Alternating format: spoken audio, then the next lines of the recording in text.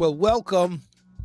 Thank you all for joining me on yet another little chit chat conversation via Hughes Views 414. Shout out to all the people that are viewing live and the people that are viewing later. And the people that might view never. That's fine because we'll talk about you. Shout out to everybody in the chat, especially our early risers. Aaron, you get the early riser award. Shout out to you. Willie Jones is in the house. It's me, SC. Appreciate you being here like clockwork. Kathleen, hi Kathleen. Glad you're here. Jasmine Jazz West is also joining us. So I have an idea. I think it's a good one, but I want to share it with you. I want to run it by you. It's a little bit unorthodox. It's kind of crazy, but it's worked before. It has been successful in history, ladies and gentlemen, and I want to try it. And it involves this governor's race. Yesterday, I told you I was going to have a conversation with one of the candidates. I had that conversation today at about 2:30. Very productive conversation. I'm not ready to tell you who it is yet, but I will tell you this much. They are scheduled to be in studio with me on Wednesday of next week. So that date will be, and I'm trying to decide if we want to run promos or not. It's going to be next week, Wednesday, July 22nd. I'm going to have a candidate in studio. So some of you have probably already received your mail-in ballots. I'm assuming you have. Some of you might vote early. Early voting starts, I think, the week after. But I'm 90% sure of who I'm going to vote for. And I've got some unorthodox reasons for doing so. But I cannot be alone in this mission. And it is indeed a mission. I want to do something that is going to give our city and our community the respect it deserves. Now, maybe I've gotten spoiled. Maybe it's lazy because I just expected and assumed that candidates would run to us, because in an election like this one, and this is a big one because Trump is president, the economy isn't doing well. We're losing a lot of ground. We're losing a lot of momentum. We're losing voting rights. We are losing affirmative action and DEI policies. We've got a real ugly referendum on the ballot in November that nobody is talking about. I did talk to the candidate about that ballot referendum. We likely are going to talk about it when I have them in studio with me next week. I basically ran it down to him. I was like, look, candidate, the Black community is a very powerful vote for the Democrats, especially in a crowded primary.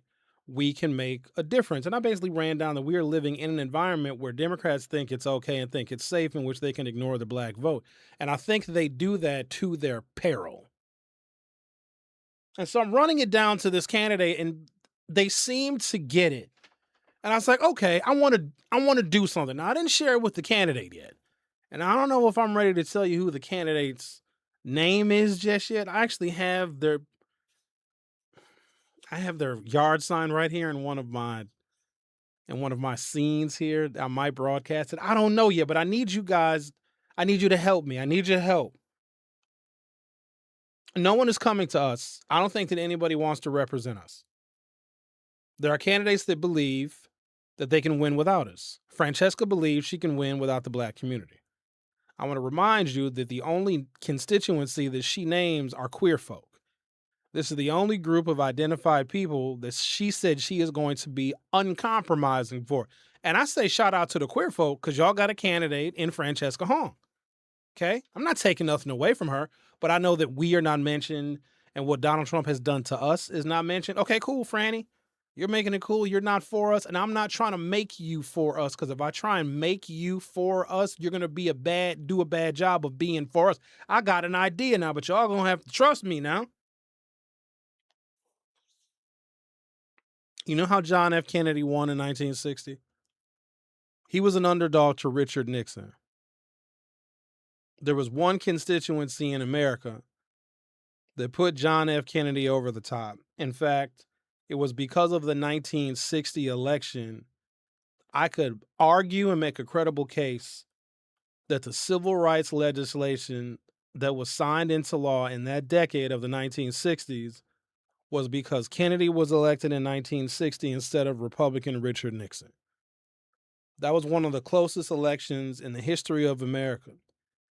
It also was the first election in which African Americans whose right to vote was narrow performed 80% for JFK.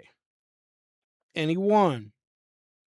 The civil rights legislation that Lyndon Johnson signed into law, I'm talking everything from fair housing to voting rights to the Civil Rights Act of 1965, was Lyndon Johnson continuing a legacy that Kennedy couldn't finish because he was assassinated. Kennedy was not going to win that election.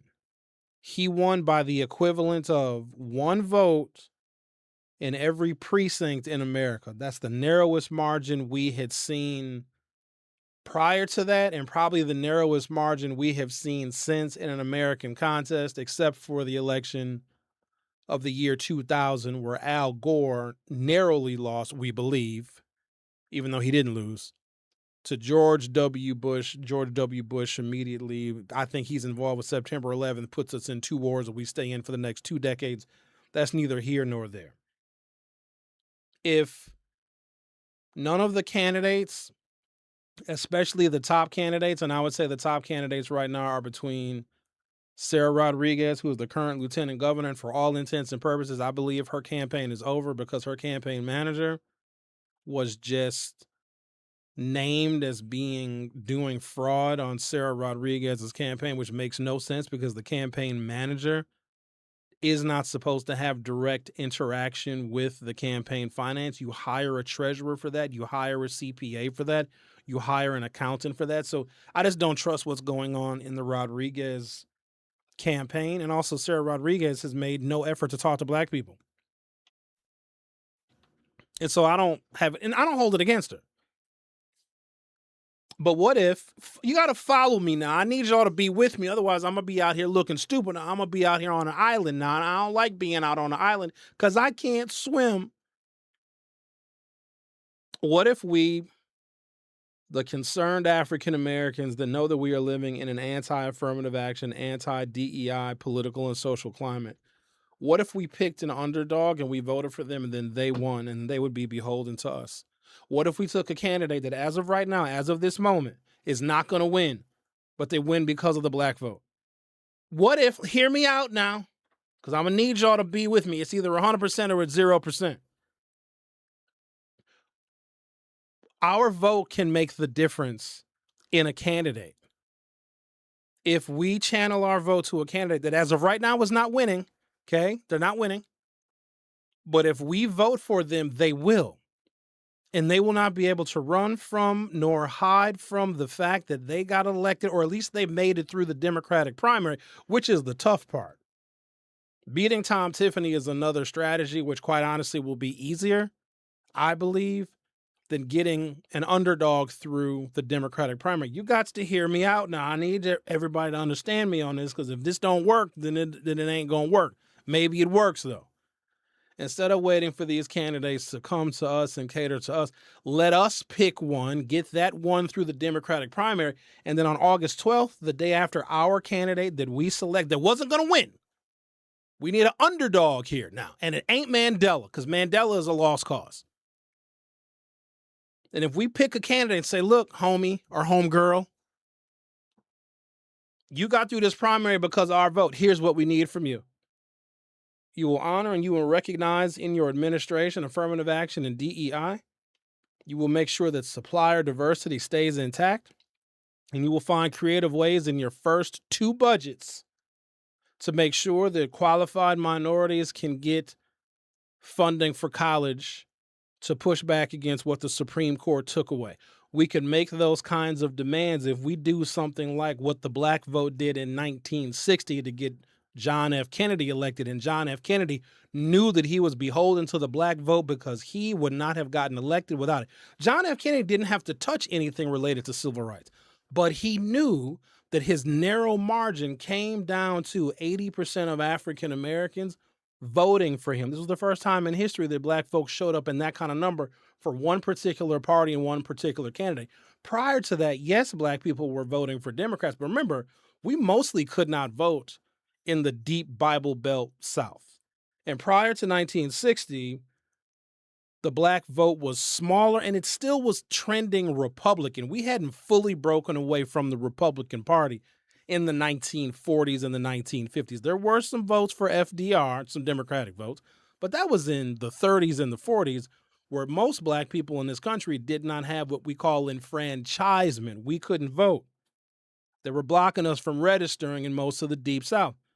And so by 1960, 80% of African Americans throughout the country, mostly in the North, in the Midwest, Chicago, Milwaukee, Detroit, voted for Kennedy. Kennedy won. Kennedy started the legacy of civil rights. Kennedy's first, shouldn't say his first. So Kennedy was sworn in January of 1961. March 6th of 1961, so a month and some change, a month and a couple of weeks after he was inaugurated, he created the executive order called affirmative action as a thank you to the 80% of the African Americans that voted for him that got him elected. Here's what I propose we do, but I'm gonna need y'all to ride with me. Otherwise, I'm gonna be out here looking stupid now. We take a candidate that is currently in this race that as of right now is not going to win. Now, keep in mind, I had a conversation with this candidate, and it seems like this is very much a possibility. If we can mobilize our community to this candidate, and if we are the ones responsible for putting them through, then we can make some pretty significant demands, because here's what we can do. Here's the other linchpin. You got to follow me, damn it. And if they don't make good on the campaign promises, once we pull them through the primary on August 11th, we can withhold our goddamn vote and say, we ain't going to vote for you in November unless you make good on this shit. We need you to be out here talking about it and promoting it. And you need to come and see us and talk to us and go to the churches and go to the community groups and the nonprofits. I need you to be in the neighborhoods and go to the block parties. What I need you to do, I need you to talk to people. I need you to hire black folks on your campaign. Because if we are the ones responsible for getting them through the primary, they're going to be beholden to that black vote if they actually want to be governor. I think it's a fantastic idea, and I've got history to show that something like that has worked before. If you take an underdog candidate and black folks make a deal, we making a deal. This is business. And it ain't Kelda. Kelda wants to kill school choice. Kelda wants to send black children who are half illiterate back to the schools that'll make them a whole illiterate. Can't do her. Franny's got her queers and her pink hair and her blue hair people. I'm not going to take that away from her. They deserve representation too. They ain't representing me. Mandela's a lost cause. Sarah Rodriguez has got a fraudster in her administration. I think you know who I'm getting at. I had a real productive conversation with this person. Now, this person had said something earlier on in the campaign cycle that may not have sat well with you, but what they said was true. I'm going to read the YouTube comments to see, because I haven't even looked. I haven't even glanced over of what y'all might have been saying while I'm going on this rant, while I'm over here raving about the idea. The idea sounded good to me. It sounded good in my head. Hello, Linda. Not really a city girl. Thank you guys for joining. Ma was here. Babar is here. Babar, I really wish I knew what your real name was, because I just feel silly saying Babar. Is it Barbara, maybe? Thank you, Jasmine Jazz. You like the idea. But we have... Listen, I'm not asking you to do anything that I wouldn't do, and I'm also not asking you to do something in which this candidate doesn't have to prove their worth and their value. If we take an underdog and we make them a winner, then they're ours. You understand that? None of the candidates are coming to us, and I come to find out there's a reason why the campaigns, well, they might have been lying, but this is what I was told, why they weren't advertising and promoting in black media and on black radio, because when David Crowley was in the race, none of the other Caucasian candidates wanted to advertise on black media because they thought it was a waste of time and a waste of money, because they figured that David Crowley had the black vote sewed up. I don't believe that David Crowley had the black vote sewed up. We did a couple of YouTube polls, and David Crowley's support wasn't as strong as I would have expected it to be. And I think ultimately, I don't think that David Crowley would have outperformed Mahlon Mitchell when Mahlon Mitchell ran for governor in 2018. And Mahlon Mitchell ain't even from Milwaukee. But Mahlon overperformed in Milwaukee. because he had a major campaign apparatus and a really super heavy presence in Milwaukee. And his people was working the neighborhoods, they was working the doors, they was working the community events. David didn't have that. David's campaign office was in the fucking third ward. Nobody gives a fuck about a black campaign office in the fucking third ward. What the fuck would you do that for? I think we have a real opportunity here, and then what it will do is it will show in an anti-DEI, anti-affirmative action climate rather, that the black vote can get a winner. We can only do this in a crowded primary because the vote share is going to be split so many ways. Sarah Rodriguez is going to split the white woman vote with Kelda. Mandela's going to split votes with everybody because he is a former incumbent. He's got name recognition. And then there's the other candidate that I'm considering. I'm looking and I see that you all, well, somebody finally guessed it. Okay, since somebody guessed it. So I talked to him today, and I found out who he was talking to, who he's getting advisement from. And Joel has been talking to someone that I would consider both a mentor and a friend. And they're black. I'm not going to name them. And I like that because the fact that Joel is talking to and working with this person that I've considered a mentor for 20 years and a friend, I like that because that person is more vocal than me. Joel is not going to fuck with school choice. Joel understands the dynamic that black children and black families need options. The other candidates do not understand that, including Mandela, even though he went to a school choice school. So he will make sure that the parental choice program stays intact where every other candidate wants to dismantle it, and it will have an instantaneous overnight impact on black children. They're already performing low. This will make it worse. And I want you to see the direct line between low school performance, high dropout rates, and more violence in our community. Uneducated black children are violent. Not all of them, but too many of them. They have too few options in the real world, and it's easier for them to live in the underworld. And that's detrimental to all of us because that is crime that devalues our property, devalues our neighborhood, and it stifles development. Another thing about development, we're having a real hard time, ain't we? Getting property developed and real estate developed in the black community because you got the purple and the pink hairs and the Francesca folks that's coming in, taking advantage of the fact that our community right now we're down and out a little bit. We're not strong. We're not cohesive. We're allowing anybody to come in and implement their agenda. So here's what I need folks to understand, that we still are strong. We can get our stuff together when we need to. And we can illustrate to the rest of the state of Wisconsin because nobody's showing us any respect because Donald Trump has made it easy and comfortable to be anti-black people. And the Democrats think that they can dance around us. But what if we decided to go get us one? Say, no, we're going to take an underdog and we're going to have this underdog beat all of y'all. I like the idea. It's risky. It's not 100% fleshed out. I think that we collectively need to come up with an agenda of what we need. We got to be realistic. Do we want to focus on minority business development?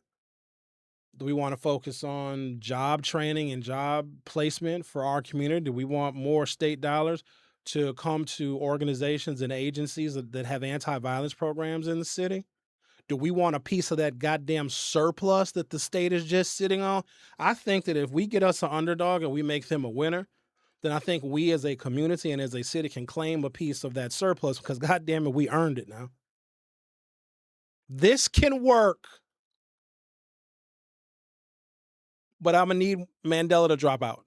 If Mandela drops out, because I think we have far too many people that see him as the only option just because he's black, and that's insane to me. He was the same only option in 2022 against Ron Johnson. I supported him. I gave him money, which I'll never get back. And he lost. And it's not, I don't hate the dude. It's just he's not a winner. He's won. But even a losing team catches a break every now and again. And I want a candidate that is going to be beholden to us. And none of them want to be. So then we got to go get us one. This is how the other people play the game. I'm gonna tell you what, and this is a bad example, but you got to humor me just for a moment because the example is worthy of discussion. There are a whole bunch of weird and unusual evangelical hardcore right constituencies that rode with Trump very early on. Listen to me now, just listen for the example, not the actual politics of it. And they made a deal with Trump early on when the Republican primary for president in 2016 was crowded. Trump didn't have coalitions, but there were people, constituencies, groups in America that wanted shit. They wanted conservative judges on the federal bench, and they wanted conservative justices on the Supreme Court. They made a deal with Trump. They sat down with him. They said, look, Trump, and the Heritage Foundation sat down with Trump. The Federalist Society sat down with Trump. And I know how these meetings went because I've been in meetings like this before, but on the left. They basically said, we don't like you. Can't stand you.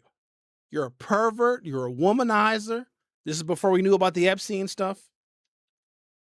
You're not a good family man, but if you give us what we want, if you give us our conservative judges, and you put conservative justices on the Supreme Court, and you get us to our goal of overturning Roe, we'll ride with you. And Trump said, 100%. Trump said to these evangelical groups and the Federalist Society and the Heritage Foundation, all these are bad groups, and I'm just explaining how the politics of this works. Trump was an underdog. When Trump entered the race, Trump was at 1%. So that's how another example of how I know this can get done. Trump was polling at the bottom, but then something started happening. Those constituencies and those groups that he met with, that he made a deal with. If you support me, I'll give you everything that you want. And let me be honest with you.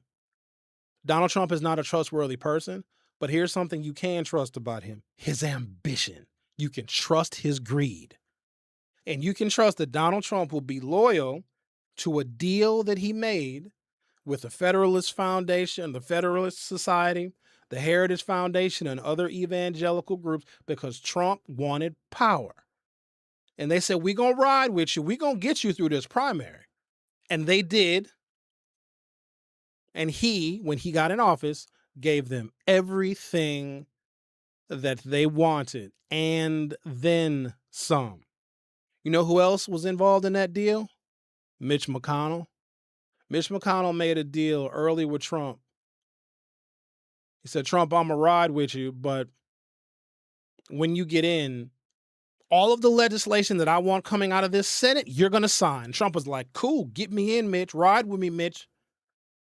I'm in, Mitch, whatever you need me to do. Now, if you take that scenario, remove the politics from it, we can do the same thing. Somebody's going to have to finally recognize and realize that the African-American community in Milwaukee, which we are 40% of the city, is a constituency that is worthy of, deserves to, and has the ability to pick their own candidate. We're going to grab us an underdog, we're going to make them a winner, and then we're going to make a deal. We're going to get some of that budget surplus. We're going to get some infrastructure improvements in Milwaukee. We're going to get these goddamn lead pipes from underneath the ground. We can do it, but I'm going to need everybody to be with me on this. But also the candidate is going to have to pull some weight too now. Collector's Reign said Joel is the super safe candidate. Aaron says job training, minority business investment. It'd be nice to have our old business districts cleaned up and used. I can assure you of this, and I'm going to continue reading some of your comments via YouTube. None of the other candidates will do any of that because they don't have to. If any candidate realizes they can win with single-digit percentages of the African-American vote, which it very well may be for some of them, they're not going to go out of their way to do anything for Milwaukee because it's actually easy for a Madison politician. Kelda's Madison. Francesca is Madison. I don't know what the fuck Mandela is. I guess he's Madison too when you think about it. He's worked in Madison longer than he ever worked in Milwaukee. Joel is from here. And I've known the dude for 25 years. Now Joel said some shit that I need to clear up. I'm going to let him clear it up too. But I want to clarify it. I want to maybe demystify. Joel said that Wisconsin is not ready for a non-white, non-male governor. He said that on the podcast. I'm kind of paraphrasing it a little bit, but guess what? He's right. I'm not mad at him for saying that. And I don't even think he said it in a way like I'm the dude I don't think he said it to be condescending to Mandela. I don't think that he said it to be condescending to David. I think he said it because he is a middle-aged white man in this state. If Joel walked into a room up north and did a campaign, in fact, when I talked to him today, he was in Wausau. The room would react to him different. They would engage him different. They would ask him different questions. They would view him as a peer. Even though some people in the room might be Republicans or independents or whatever, they would engage with him different. If Mandela walked in that same room, and if David Crowley walked in that exact same room in Wausau, full of white folks, some independents, some Republicans, some Democrats, Mandela, even though he has been elected statewide before, would still be looked at like an alien or an anomaly. David Crowley even more so. It's almost too obvious when you run a black candidate in an election cycle that is anti-black candidate. Because the expectation that David Crowley, he would do a bunch of stuff for Milwaukee. Like he'd give the whole budget surplus to the north side. That is just an expectation. Would he actually do it? I don't know, but that's the expectation. You don't expect that from Joel Brennan. Joel Brennan is not winning this race. Some of the first things he said during our conversations, they Sherwin, I'm not winning right now. I was like, you let me worry about that. Don't you worry yet. So we'll see. I'm interviewing him on the 22nd. He's going to be in studio. We're going to do one of my good old-fashioned long-form interviews, and we're going to see. I know that on the issues that I believe are fundamentally important to the city of Milwaukee, Black Milwaukee in particular, because education is our foundation, you've got Democratic candidates that are happy and content dismantling a parental choice program that took decades to build and has graduated countless PhDs, master's degree students, bachelor degree students, tech and trade students, and you have candidates that are trumpeting and promoting taking that program away, and it's offensive. And the reason why they can say it and why they can do it, why they can be offensive, is because they don't think that we are a factor in this race. And I want them to think that. I want you to think that the black vote that you ignored is not a factor, because for them, it isn't. But for someone else, it will be. Now, we got to be ready to play the game. Now, we're too smart. We are too sophisticated to not be involved in the game at this level. We are coming as a constituency that can deliver someone from a crowded primary to a general election. And then once that happens, we come to the table like, how you like us now? That's what we gonna do. Come to the table. How you like us now? I think the idea. Oh, thank you. I'm getting applause. Let's grab a telephone call. Hello, you're on the air. Who is this? Okay, Mac the Knife here. Hi, How Mac you the doing, Knife. bro? I'm doing good. What's on your mind, Mac? Well, I was wondering if you could get someone, if you would interview someone on this platform, but they wouldn't come with it. I could. Well, Can I you, mean, can that you would turn be your radio or quite turn your interesting. computer down because we're hearing an echo? Yeah, okay. Okay. Give me a second, please.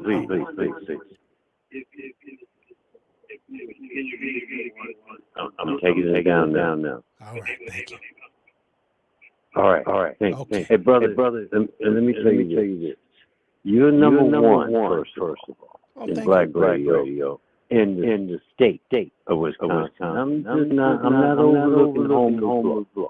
I know his work. But you remind me more so of, do you know Matthew Stelly? Oh, have you heard of him? No. Well, he was okay. Looking, he was Professor. He worked at WMB at one time. one of the first talk black radio guys. And he was very, he reminded me of you. But anyway, could you get one of those candidates on this platform? Yeah, I could. I can certainly ask. Here's the problem, though. Not as many people would hear the interview here as opposed to if they did it on your day job. Now here's what I can do though. I can do the interview on 101.7 The Truth, and I can grab the replay, and I can do the replay here. But getting them live may not be as appealing because for the amount of time that I would be taking of theirs, they wouldn't get the same impact as they would between 9 and noon. But I certainly can do it. Well, at least ask that Mandela guy when he come on after hours. Why would Mandela has no hope. I want hope. And you're right. And Mandela has nothing new to say. In fact, he's running the same campaign that he lost with in 2022.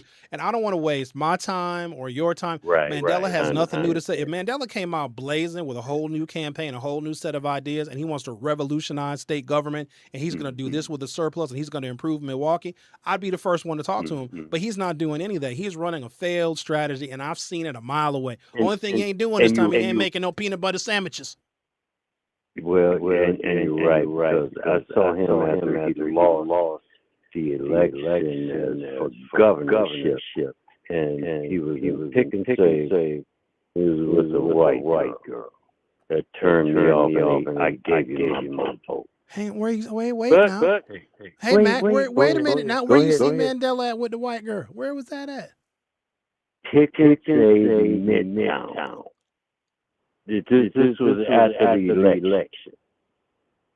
After he ran for governor. I saw he ran for lieutenant governor when he ran for Senate, 2022? No. When he lost to Johnson. Okay. I saw him with a Caucasian woman. And my thing is kiss me black. Oh. That's me. But, how you know he was with her, Mac? Maybe that was a staff person. Maybe he was there. I know. Look, I'm 69 years old. I've had sex before. I know what. Come on, man. Trust me, bro. You know, if he became governor, he had her all up in there with his substance. Trust. Wow. Saying. All right, I'll take your word for it. That's what I saw. But I appreciate you, man, doing a hell of a job. And you going places, man. You ain't went nowhere to where you going. I love you, man. Thank you for who you are. Thank you, Mac. Appreciate it. All right. Okay, then, Peace. Mac. That's first of all. Can we just say Sherwin has gone many places? I still have an open invitation with CNN. I don't know if Wisconsin is as important in the midterm election. Well, I don't know. We might be. I've gone places. I've been on the BBC a couple of times. Not that BBC. The British Broadcasting Corporation. I've done some things. I put my resume up against anybody's. I prefer to be here. I don't want to go somewhere else and just be a talking head media commentator for the sake of it. I like Milwaukee. I like this place. I like making a difference here. Oh, look who we got. Let's talk to Al. Al, did you happen to hear my idea? Not really. What was it? I have to go back and listen. I was listening to the guy that sounded like a ghost. Oh. Well, my idea is, because none of these candidates running for governor are coming to us, what if we decided to take an underdog, put our vote behind them, get that underdog through the primary so that they are beholden to the black community? Because right now they are not going to win, but if we channel our energy and our votes behind this one candidate, we can get them across the finish line. And then once they get through a crowded primary that they cannot win without us, because right now nobody's engaging the black vote. So what I'm saying is we use our vote as a weapon. We go grab us a candidate, put them across the finish line so that they are beholden to us.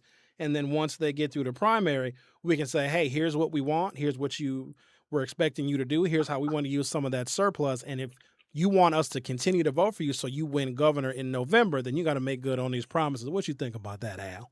I think that's an excellent idea, and let's get down in the trenches. Let's make it do what it do, because you know the old saying, if your word ain't shit, you ain't shit. And if your word ain't shit, that's worse than having bad credit. But if your word is shit, people will come out for you. So let's go for it. But furthermore, y'all know Mandela like white pussy. That ain't nothing new. He gives that Rice Lake, Rhinelander vibe. He gives that Wrangler jeans and the cowboy hat. Ain't nothing wrong with that. I mean, love has color, but come on, Mandela. Get the motherfucking point. They don't like you, bitch.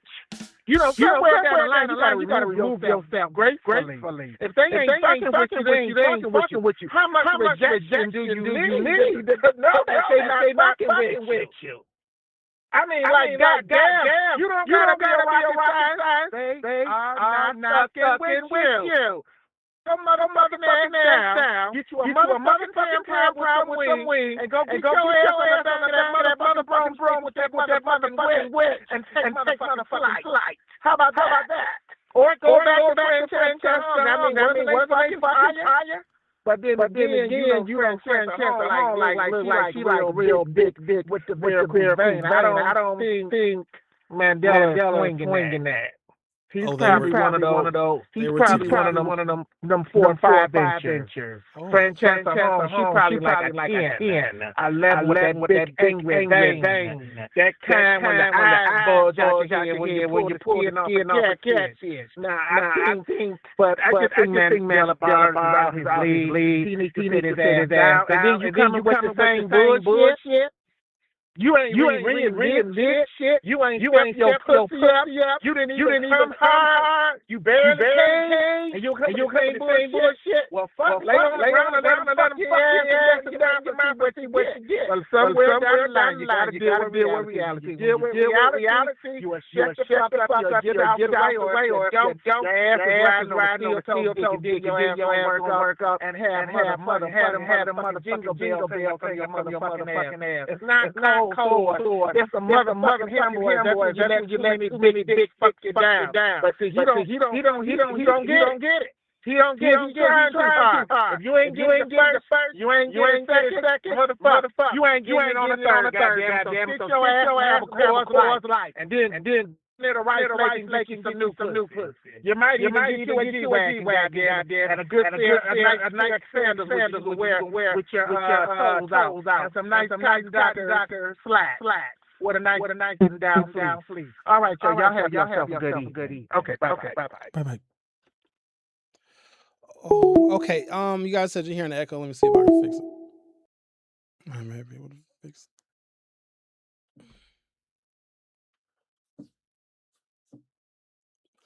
That was a lot. I think I kind of lost my train of thought. What did he? Is there? Oh God. I feel like YouTube is gonna just start taking these videos down, because I watch a lot of YouTube videos and the profanity here is like a Richard Pryor concert. Okay. Is the echo? Somebody let me know if you still hear the echo. Let me give Al some applause.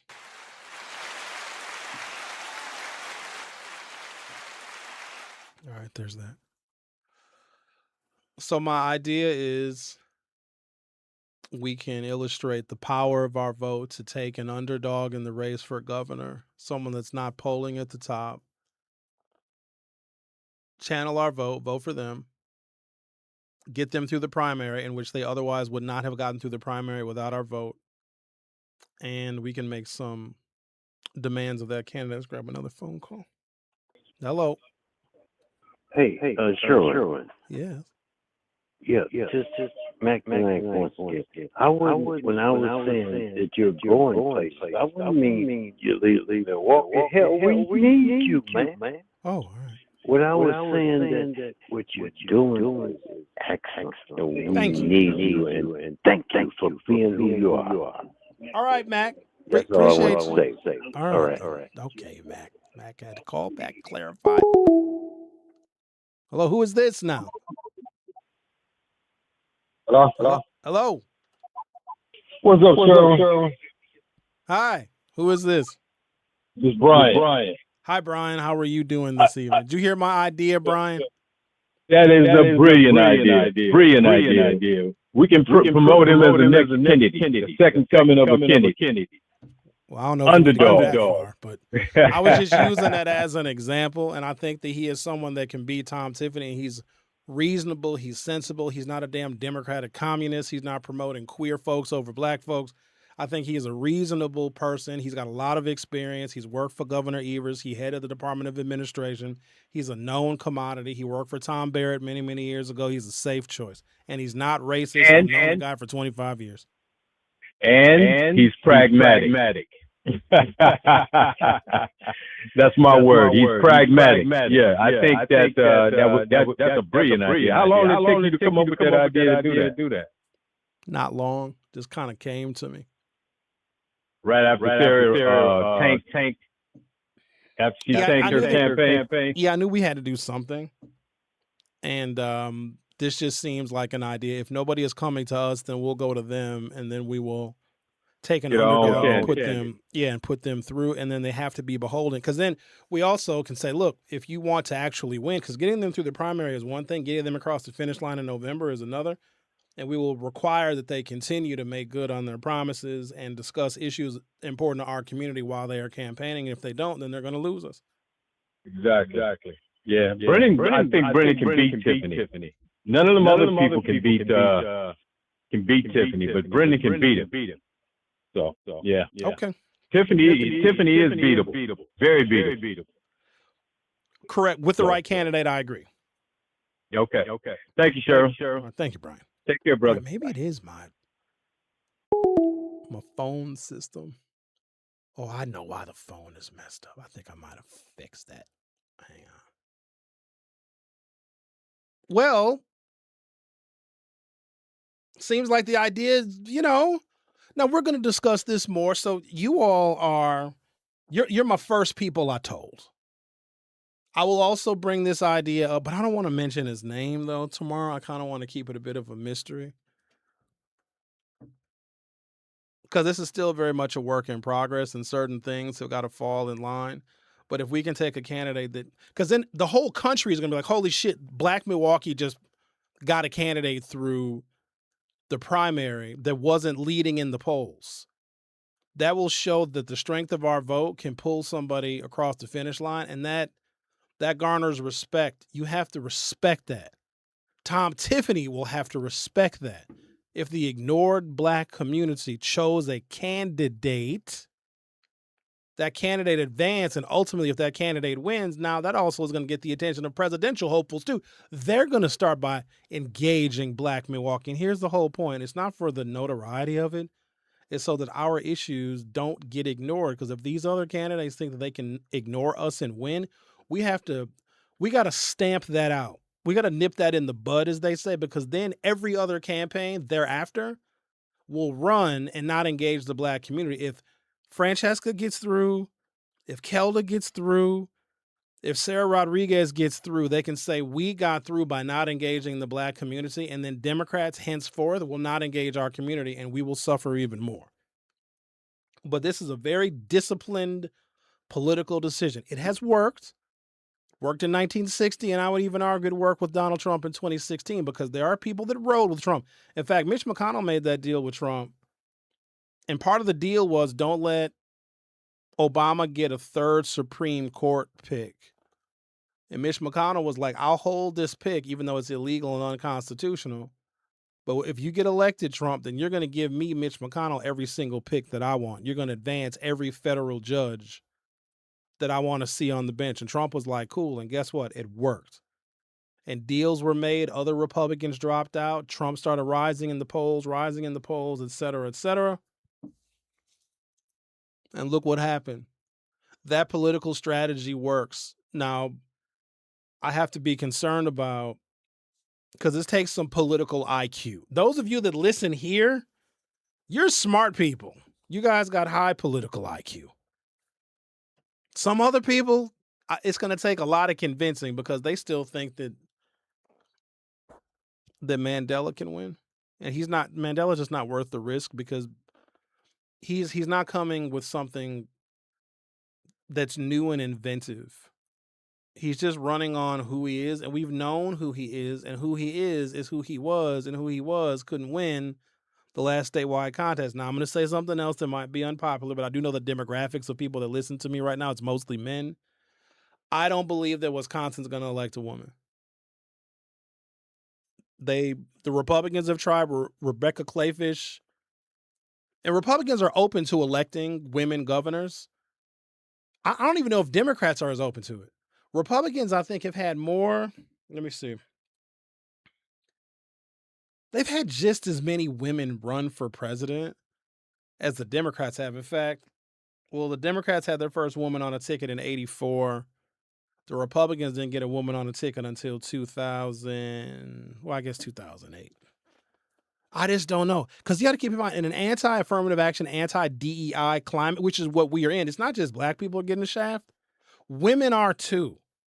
We still live in an era where women's reproductive rights are not really being respected. All right, let me see what we got for commentary. The echo is still, you know what, guys, I don't know what I'm doing where the echo was bad. Things were going so well. Is it like, do I need to like delete the whole video? Let's see if there's anything else I can fix. I don't know. Here, I want to play, because I didn't get to this earlier. Let me know if this echoes, because there's a video I want to play about the polling location changes. Let's see what we got here.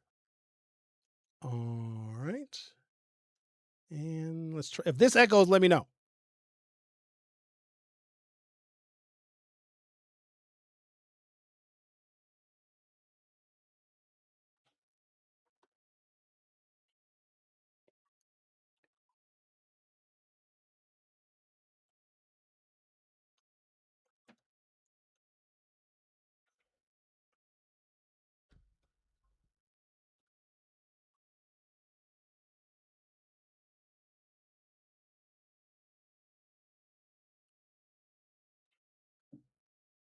All right, so there you go.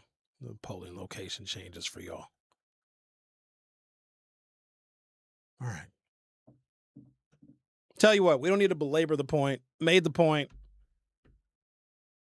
It's an idea I came up with. Grab us an underdog, show our political strength, muscle, and will, get them to advance in the general election, and we can say, we made you. We made you who you are. You got to come and see the blacks. I think this is a real possibility. I'm going to be interviewing Joel Brennan next week, Wednesday. See how it goes. Let you guys hear from him. I'm going to engage him and ask him questions, and I guess we'll make a decision. Obviously, nothing is set in stone. We can scrap the idea. I just wanted to point to evidence in history where something like this could actually work out. So I'm also going to work on my echo problem. Thanks, guys. Appreciate you being here. We'll try it again tomorrow night.